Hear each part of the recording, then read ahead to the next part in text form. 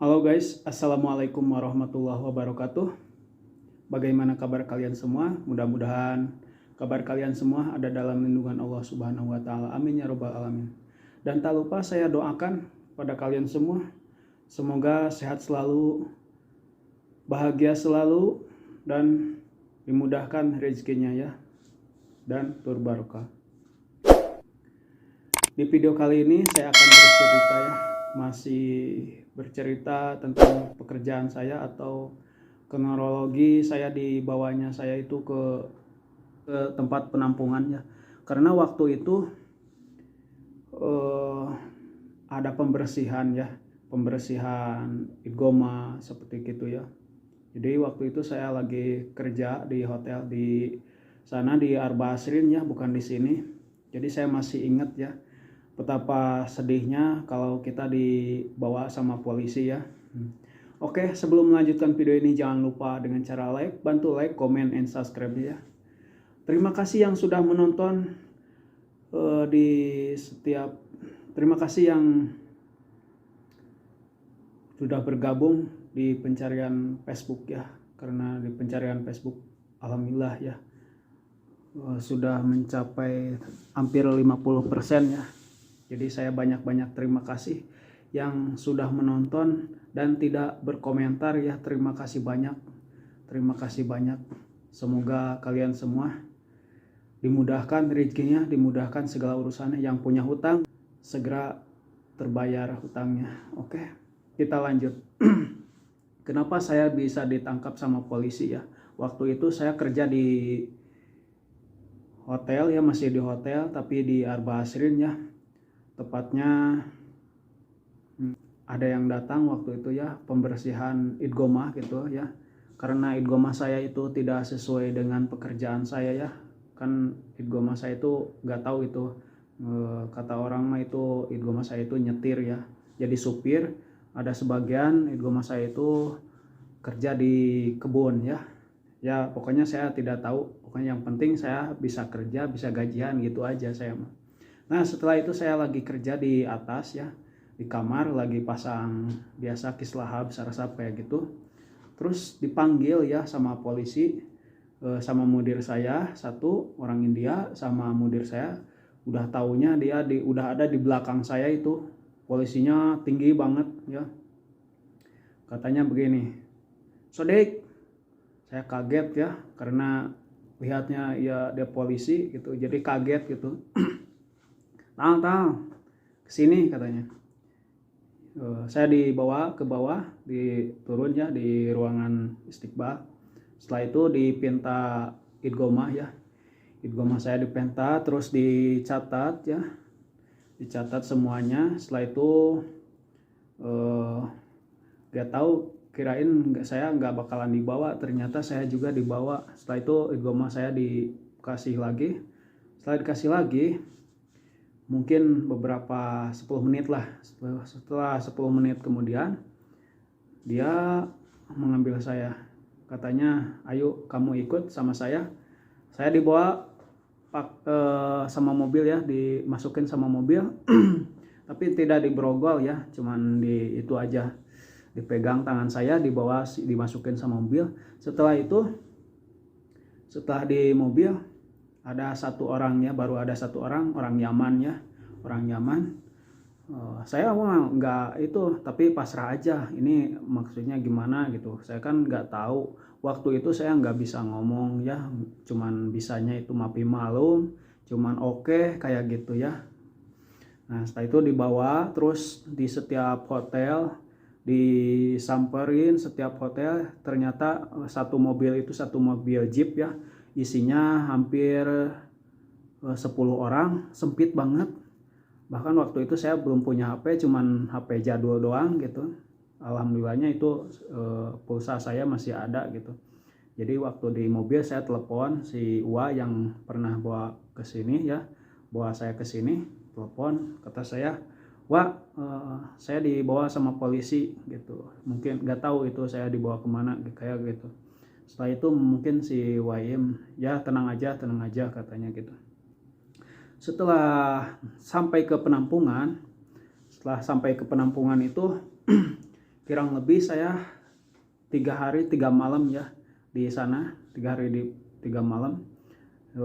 Jadi di waktu itu 3 hari 3 malam itu siangnya itu berkumpul banyak banget itu, karena pelatarannya itu penampungannya besar banget gitu.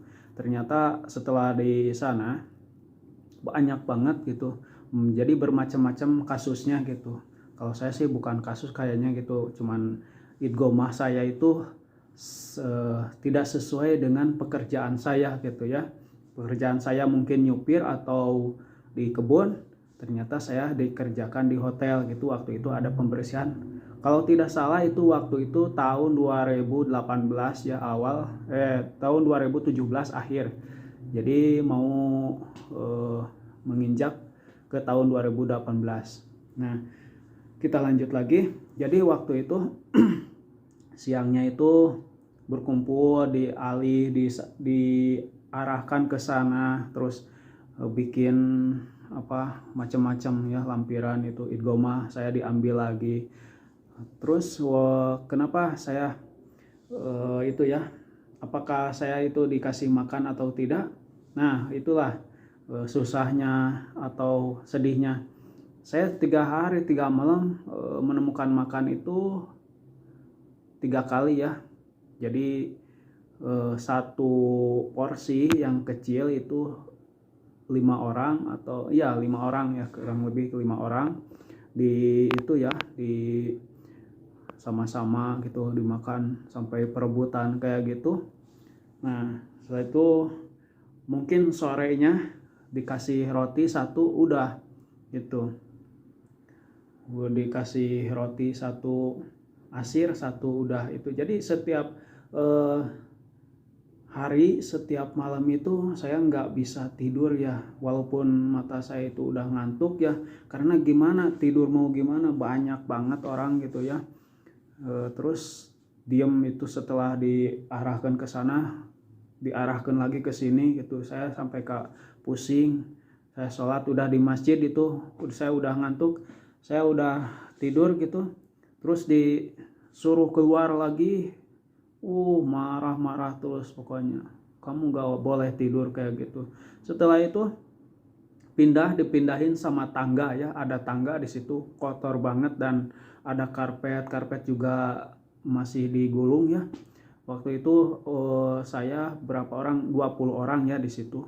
Itu satu rombongan, cuman saya ngikutin orang Filipina itu, banyak-banyak terima kasih karena dia udah lama di sini bisa ngomong gitu ya. Kalau saya kan tidak bisa ngomong gitu, saya cuman oke dan mapi malum kayak gitu. Jadi waktu itu saya mau tidur pun di tangga susah ya, karena cuman gini aja udah alhamdulillah ya. Mau gimana mau tidur tangga kayak gitu ya, tangga 2 lantai itu penuh sama orang-orang kayak gitu. Bahkan orang lain ada yang disiksa, sampai disiksa kayak gimana gitu, kalau dia ngotot disiksa gitu ya. Kalau alhamdulillah sih kalau saya mah cuman bisa berdoa, dan berdoa saya pasrah, mau saya, jadi saya minta, ya Allah, kalau saya emang maslahat di sini kerja lagi, ya silahkan saya dibalikin lagi kepada majikan saya. Kalau emang saya tidak maslahat di sini, yalah saya kasih pulang dengan selamat, walaupun saya nggak bawa apa-apa, udah terima kasih itu. Nah setelah itu cuman bisa itu aja, saya berdoa, saya ngikutin dia ke sana, saya ngikutin dia nanya sama saya nggak bisa jawab karena itu waktu itu kan masih belum bisa ngomong gitu. Nah setelah itu pas terakhir itu saya sama-sama teman-teman, terus dipinta lagi itu idgomahnya saya itu dipinta lagi ya, ditulis dibawa ke kantor ya. Banyak banget, lama banget itu, nggak cukup 3 jam itu duduk, udah berdiri, udah duduk, udah berdiri ya, coba perut saya lapar kayak gitu. Nah setelah beres ya, pas waktu malam sekitar jam 12 malam gitu, dikirain ada yang jemput saya, ternyata enggak tahu sih di belakang saya itu apakah majikan saya menguruskan saya atau tidak, itu tidak tahu ya, wallahu alam. Mungkin ditelepon sama, kan di bawah itu ya, di istiqbal itu ada nomor majikan kayak gitu. Setelah itu digiring lagi keluar ya, digiring keluar. Nah, digiring keluar. Setelah itu kirain mau dibawa kemana lagi, saya kaget mau dibawa kemana lagi karena saya udah capek, sudah lelah, sudah nggak kuat karena kan badan saya lemes, nggak makan gitu. Cuman 1 hari itu pun 5 orang. Setelah itu pas sampai ke gerbang, terus si polisi itu katanya, ruh, kok disuruh, ternyata mungkin bebas ini ya, udah bebas gitu. Alhamdulillah pas keluar dari sana, jadi saya merasa lega, walaupun saya itu keluar itu mau kemana arahnya tidak tahu ya, taksi, uang pun nggak punya gitu. Jadi saya bingung banget waktu itu ya, jam 12 malam, coba bayangkan guys. Jadi bagi kalian yang masih enak kerjanya atau ya pokoknya bersyukur lah.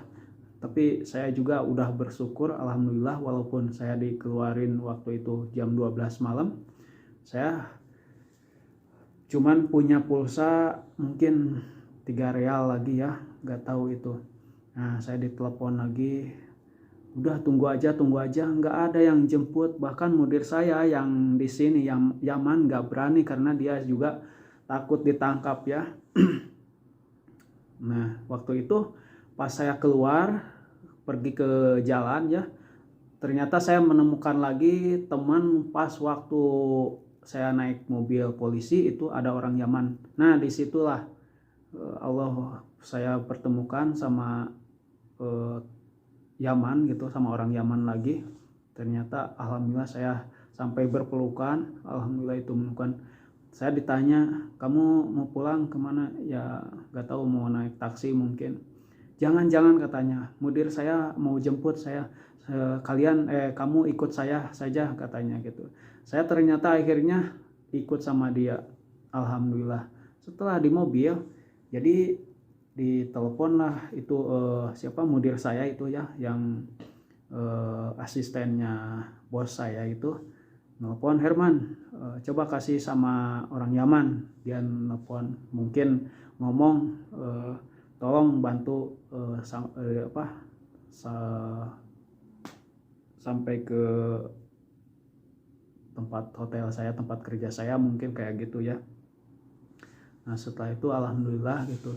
Jadi bagi kalian yang kerja enak atau gimana ya, kita mesti bersyukur ya. Karena di waktu di penjara itu banyak, bukannya cuman bekas rajaannya, walaupun itu orang Baladia aja diambil, itu kan pekerjaan pemerintah ya, tapi tetap waktu itu diambil semuanya, dibersihkan kayak gitu ya.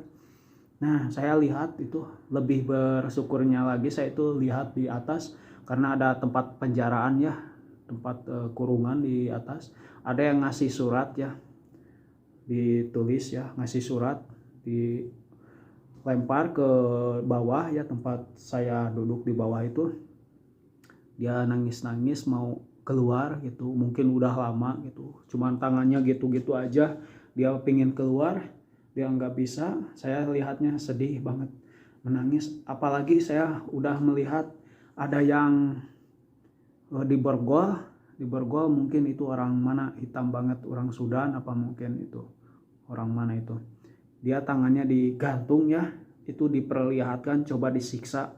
Itu saya sampai nangis, itu nangis bener, Allahu Akbar, sampai disiksa. Karena memang itu salahnya gimana, ngotot itu orangnya kan, ngotot keras banget, keras kepala.